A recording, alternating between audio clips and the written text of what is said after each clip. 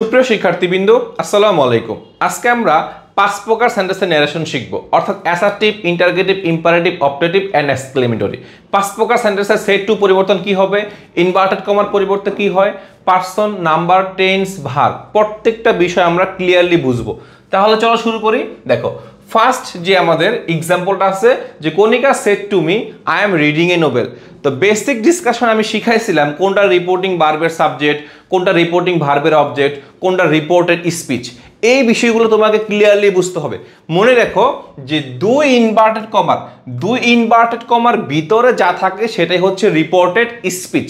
আচ্ছা, কমার পূর্বে যা থাকবে সেটাই হবে রিপোর্টিং ভার্ব, মাথায় রাখতে হবে।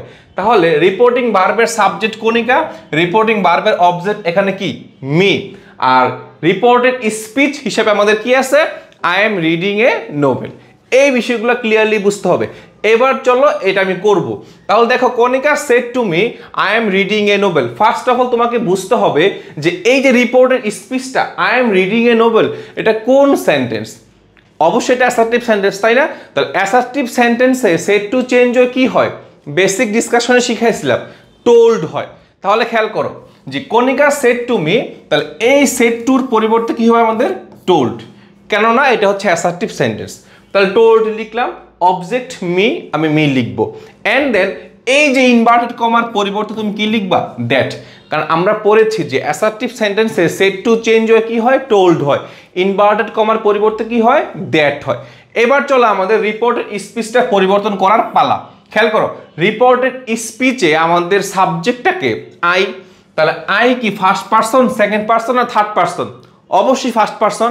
মনে রেখো যে রিপোর্টেড স্পিচের ফার্স্ট পারসন রিপোর্টিং ভার্বের কাকে ফলো করবে, সাবজেক্টকে ফলো করবে। এখানে সাবজেক্ট কে কণিকা, তাহলে কণিকার প্রোনাউন ফর্মটা কি শি, তাহলে তুমি এখানে কি লিখবা শি লিখবা। দেখো, I am reading a Nobel. এবার হচ্ছে টেন্স পরিবর্তনের পালা, অর্থাৎ ভার্বের পরিবর্তনের পালা। তাহলে I am reading a novel, এটা কোন টেন্স, প্রেজেন্ট কন্টিনিউয়াস টেন্স। আচ্ছা, আমরা কিন্তু পড়েছি যে বেসিক ডিসকাশনে am is are plus B one plus ING হলে was were plus B one plus ING, তার মানে present continuous tense to past continuous tense. তাহলে শি এর সাথে কি হবে ওয়াজ হবে, তাহলে she was reading a novel, full stop. Clear, বুঝতে পারছো? আচ্ছা, আরেকটা এক্সাম্পল দেখো, the teacher said to me you are wrong. তাহলে শিক্ষক আমাকে বলল যে তুমি হচ্ছে কি ভুল। তাহলে দেখো, দ্য টিচার এই সেড টুর পরিবর্তে কি হবে টোল্ড হবে। তারপর দেখো মি আছে, অবজেক্ট মি হবে, এই ইনভার্টেড কমার পরিবর্তে কি হবে দ্যাট। এবার আসো, এই রিপোর্টেড স্পিচের সাবজেক্টটা কি ইউ, সেকেন্ড পারসন। মনে রাখবা সেকেন্ড পারসন পরিবর্তন হবে কি অনুযায়ী, অবজেক্ট অনুযায়ী। তাহলে ইউ কাকে ধরবে, মি কে ধরবে। আচ্ছা, ইউর যে পজিশন এখানে কি সাবজেক্ট না অবজেক্ট, ইউ আর রং, ইউটা এখানে সাবজেক্ট। সো তোমাকে মনে রাখতে হবে সাবজেক্ট টু সাবজেক্ট পরিবর্তন, অবজেক্ট টু অবজেক্ট পরিবর্তন, পসেসিভ টু পসেসিভ পরিবর্তন। তাহলে ইউ যেহেতু এখানে সাবজেক্ট, ইউ কাকে ধরেছে মিকে, তাহলে মি এর সাবজেক্টিভ ফর্ম এখানে বসবে। ক্লিয়ার? তাহলে মি এর সাবজেক্টিভ ফর্ম কি আই। দেখো, আর রং, এটা হচ্ছে কি এম ইজ আর থাকলে আমরা কি পড়েছিলাম ইনডিরেক্ট করার সময় ওয়াজ ওয়ার হবে। তাহলে আয়ের সাথে কি হবে ওয়াজ হবে, আর রং আছে রং হবে, শেষ। ক্লিয়ার, বুঝতে পারছো? তার মানে মোটা দাগে 4 থেকে 5টা বিষয় তোমাকে মাথায় রাখতে হবে ন্যারেশন করতে হলে। সেট টু পরিবর্তন ভালো করে বুঝতে হবে, ইনভার্টেড কমার পরিবর্তনটা ভালো করে বুঝতে হবে, পার্সন পরিবর্তনটা ভালো করে বুঝতে হবে, এন্ড আমাকে ভার্বের পরিবর্তনগুলো ভালো করে বুঝতে হবে, কিছু ওয়ার্ডের পরিবর্তন আমাকে মাথায় রাখতে হবে। যেমন নাও থাকলে দেন হয়, টুডে থাকলে দ্যাট ডে হয়, এ স্টার্টে থাকলে প্রিভিয়াস ডে হয়, টুমরো থাকলে তার নেক্সট ডে হয়। এই বিষয়গুলো মাথায় রাখলে আমরা কিন্তু ন্যারেশন ইজিলি পারবো। আচ্ছা, আমরা আরেকটা এক্সাম্পল করব, দেখো। আচ্ছা চলো এটা দেখি। Jamal shed to me I lived many years in Dhaka. Jamal shed to me I lived many years in Dhaka. খেয়াল করো, এই সেড টু চেঞ্জে কি হবে এখানে টোল্ড হবে, কেননা আমাদের রিপোর্টেড স্পিচটা হচ্ছে অ্যাসার্টিভ সেন্টেন্স। সো আমরা শিখেছি অ্যাসার্টিভ সেন্টেন্সে সেড টু পরিবর্তন হয়ে টোল্ড হয়, ইনভার্টেড কমার পরিবর্তে কি হবে দ্যাট। আচ্ছা, এবার আইটা কি ফার্স্ট পারসন, কাকে ধরবে এই জামালকে ধরবে। জামালকে ছেলে না মেয়ে, তাহলে ছেলে হলে প্রোনাউন কি হবে হি হবে। তাহলে আমি হি লিখলাম। দেখো, লিফট এটা কি বি টু না, মনে রাখবা ডিরেক্টে যদি আমাদের বি টু হয়, ইনডিরেক্ট আমাদের কি হবে হ্যাড প্লাস বি থ্রি। তার মানে হচ্ছে past indefinite tense to past perfect tense. তাহলে he had lived many years in Dhaka. আশা করি অ্যাসার্টিভ সেন্টেন্স তোমরা বুঝতে পেরেছো। এখন আমরা ইন্টারগেটিভ সেন্টেন্সে চলে যাব। দেখো ইন্টারগেটিভ সেন্টেন্স আমরা কিন্তু পড়েছিলাম যে ইনভার্টেড কমার পরিবর্তে কি হবে, ইনভার্টেড কমার পরিবর্তে দ্যাট হবে না, এখানে কি হবে আমাদের আস্কড সব সময় থাকবা।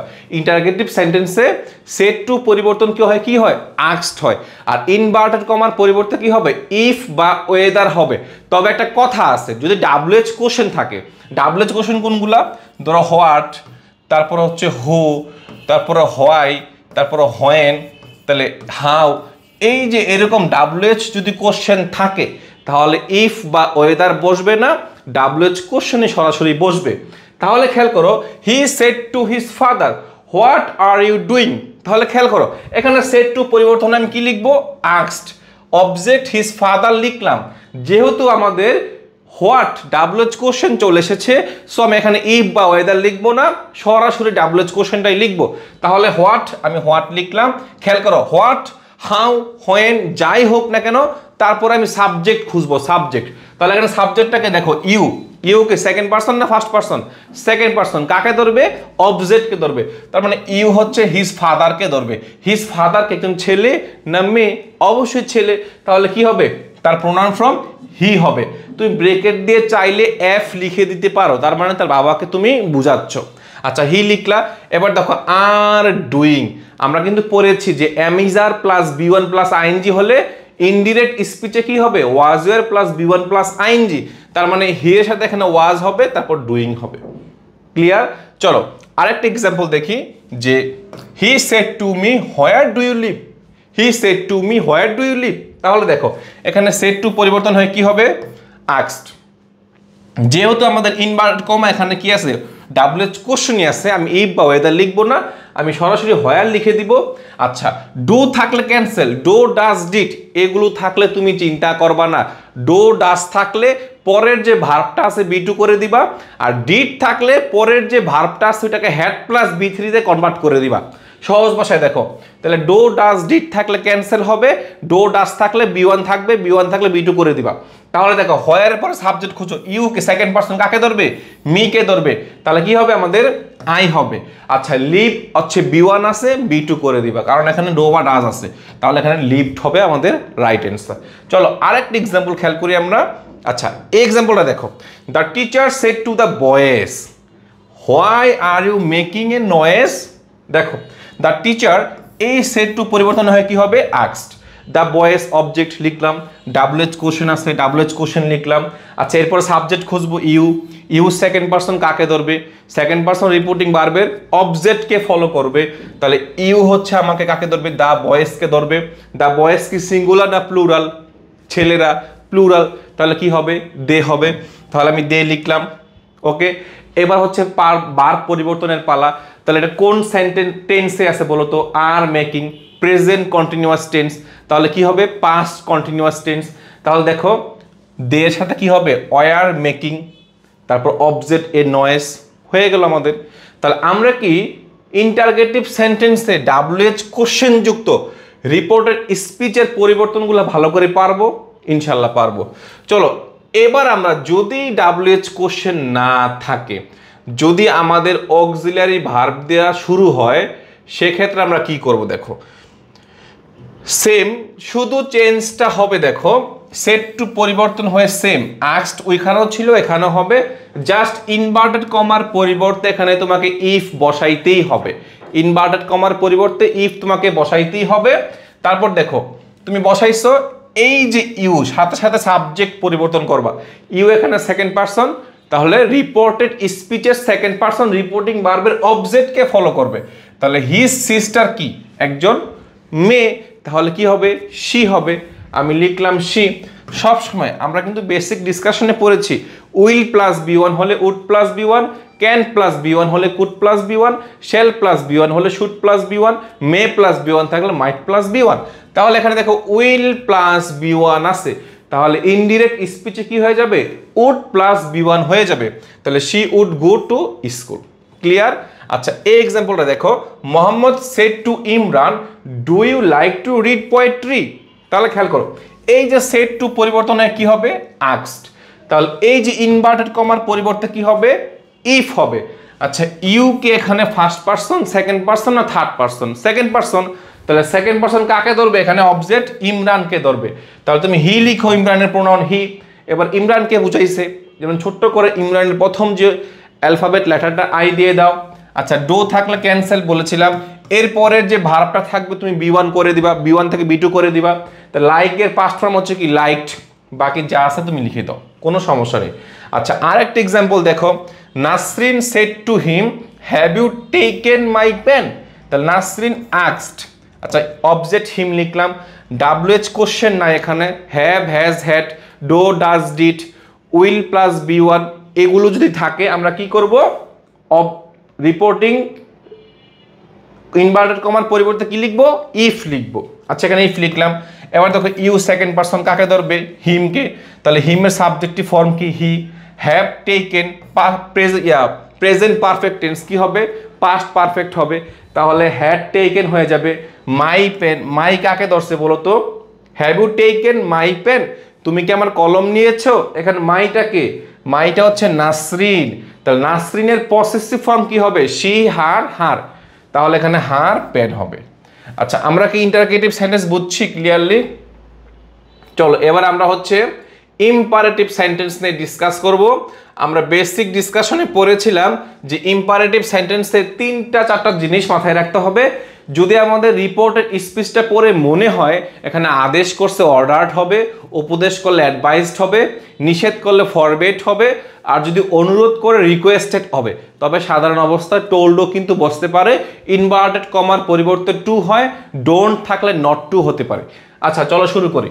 দেখো the teacher said to the student get out of the classroom, তুমি ক্লাসরুম থেকে বের হয়ে যাও, সে আদেশ করছে তাই না? তাহলে এই যে সেড টু পরিবর্তন করে তুমি অর্ডার লিখবা, অবজেক্ট লিখছো, তারপর টু লিখে ভার্বের বেস ফর্ম দিয়ে যা আছে শেষ করে দিবা, আর কোনো পরিবর্তন হবে না। আর একটা এক্সাম্পল দেখো, হি said to me please give me a glass of water, please বলছে মানে কি অনুরোধ করছে, তাহলে সেড টু চেঞ্জ হয়ে কি হবে রিকোয়েস্টেড হবে। আচ্ছা মি এখানে অবজেক্ট লিখবো, টু লিখে ভার্বের বেস ফর্ম দিয়ে মিলাই দিব, টু গিভ, মি কাকে ধরবে এই যে হি কে, তাহলে মি এখানে অবজেক্ট, তাহলে হিয়ার অবজেক্টটা কি হবে হিম হবে, to give him a glass of water. Okay আচ্ছা mother said to me always speak the truth, মা বলতেছে বাবা সবসময় সত্য কথা বলবে, অবশ্যই উপদেশ করছে তাই না? তাহলে সেড টু চেঞ্জ হয়ে কি হবে অ্যাডভাইসড, মি এখানে অবজেক্ট লিখবো, টু লিখার পরে ভার্বের বেস ফর্ম দিয়ে বাকি অংশ লিখবো, অলওয়েজটা অ্যাডভার্বটা আমরা শেষে নিয়ে যাব, তাহলে খুব সুন্দর লাগবে, to speak the truth always. আশা করি ইম্পারেটিভ সেন্টেন্স তোমরা বুঝতে পারছো। যদি রিপোর্টেড স্পিচটা আমাদের অনুরোধ বোঝা রিকোয়েস্টেড, আদেশ করলে অর্ডার, উপদেশ করলে অ্যাডভাইসড, আর যদি নিষেধ করে ফরবেড হবে। ওকে চলো এখন আমরা অপটেটিভ সেন্টেন্স নিয়ে ডিসকাস করব। আচ্ছা অপটেটিভ সেন্টেন্স খুব সহজ। অপটেটিভ সেন্টেন্সে সেড টু পরিবর্তন হয় কি হবে বলতো প্রেড বা উইজড হয়, আমরা কিন্তু পড়েছি। আর ইনভার্টেড কমার পরিবর্তে কি হবে দ্যাট। আচ্ছা তাহলে দেখো এখানে father said to me may you pass the examination, তুমি কেমনে বুঝবা যে এটা অপটেটিভ সেন্টেন্স? দেখো মে দিয়ে শুরু হয়েছে, মে দিয়ে শুরু হলে কি হবে অপটেটিভ সেন্টেন্স। তাহলে সেড টু পরিবর্তন হয় কি হবে প্রেড বা উইজড, উইজড লিখলেও হবে প্রেড বা উইজড। ইনভার্টেড কমার পরিবর্তে কি হবে দ্যাট। আচ্ছা এরপরে সাবজেক্ট পরিবর্তনের পালা, ইউ, ইউ সেকেন্ড পারসন কাকে ধরবে অবজেক্টকে ধরবে, তাহলে মি, তাহলে মি এর সাবজেক্টিভ ফ্রম আই, মেটা মাইট হবে, তারপর বাকি অংশ তুমি লিখে দিবা মাইট প্লাস বি1 প্লাস বাকি অংশ। আচ্ছা the teacher said to the students may Allah bless you, the teacher দেখো সেড টুর পরিবর্তে কি হবে উইশড বা প্রেড, দ্য স্টুডেন্টস লিখবো, ইনভার্টেড কমার পরিবর্তে দ্যাট লিখবো, সাবজেক্টকে এখানে আল্লাহ, আল্লাহ লিখবো, মেটা মাইট হবে, ভার্বের বেস ফর্ম, ইউ বলতে কাকে বুঝাইছে দ্য স্টুডেন্টস অবজেক্ট, তাহলে এখানে ইউর পরিবর্তে কি হবে দ্যাম হবে। ক্লিয়ার? আচ্ছা আমরা অপটেটিভ সেন্টেন্স শিখে গেলাম, এবার চলো আমরা এক্সক্লেমেটরি সেন্টেন্স শিখব। তো বেসিক ডিসকাশনে আমরা কিন্তু শিখেছিলাম যে এক্সক্লেমেটরি সেন্টেন্সে যদি আমাদের এই কি বুঝায় দুঃখ বুঝায় এক্সক্লেম উইথ সরম, আনন্দ বুঝালে এক্সক্লেম উইথ জয়। তাহলে দেখো ডিরেক্টে কি আছে the students said hurray our team has won the game. Hurray কখন বলে মানুষ? আনন্দ প্রকাশ করার অর্থে। তাহলে দেখো এখানে দ্য স্টুডেন্টস এই সেইডের পরিবর্তে কি হবে? Exclaim with Joy. ইনভার্টেড কমার পরিবর্তে কি হবে? দ্যাট। তাহলে exclaim with joy that. Hurray বাদ। আচ্ছা আওয়ার টিম, আওয়ার মানে কি? আমাদের টিম না তাদের টিম? আওয়ার কাকে ধরছে বলো তো?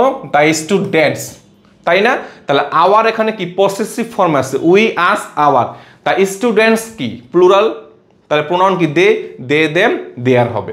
তাহলে দেয়ার টিম দেখো has won, present perfect tense, have S plus V three হলে হ্যাড প্লাস বি থ্রি হবে, যা বাকি অংশ আছে লিখে দিবা। The man said alas I am undone. Alas, মানুষ এলাস কখন বলে? দুঃখ পাইলে, তাই না? তাহলে এক্সক্লেম উইথ সরো হবে। ইনভার্টেড কমার পরিবর্তে কি হবে? দ্যাট। তাহলে আই এম আনডান, আই কি সাবজেক্ট, তাই না? তাহলে ফার্স্ট পারসন কাকে ধরবে? সাবজেক্টকে ফলো করবে দ্য ম্যান। তাহলে দ্য ম্যানের প্রোনাউন ফর্ম কি? হি। তাহলে I am undone, am is are থাকলে কি হয়? ওয়াজ ওয়ার হয়। এখানে আই হি এর সাথে কি হবে? ওয়াজ। তাহলে I he was undone. Clear, বুঝতে পারছো? আচ্ছা, তাহলে এই ছিল 5 প্রকার সেন্টেন্সের বেসিক ডিসকাশন। তোমাদের এই বিষয়গুলো মাথায় রাখতে হবে।